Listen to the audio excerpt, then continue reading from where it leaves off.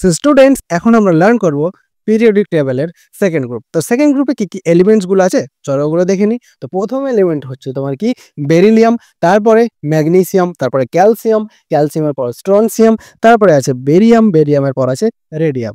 আর এইদিকে সাইডে লেখা আছে তাদের অ্যাটমিক নাম্বার, ঠিক আছে?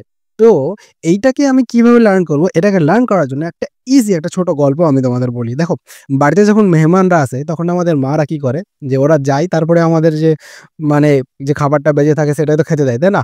তো ওইরকমই একজন ভাই আছে আর একটা বোন আছে। তো গল্প হলো যে ভাই তার বোনকে বলছে যে বিরিয়ানি, মোগলাই, কাবাব সরিয়ে বাটিতে রাখ। মানে বাড়িতে ভালো ভালো যে খাবারগুলো হয়েছে তার মধ্যে এইগুলো, তো বলছে এইগুলো সরিয়ে রাখ, যেই মেহমান যাবে সেই মাত্র আমরা খেতে শুরু করব।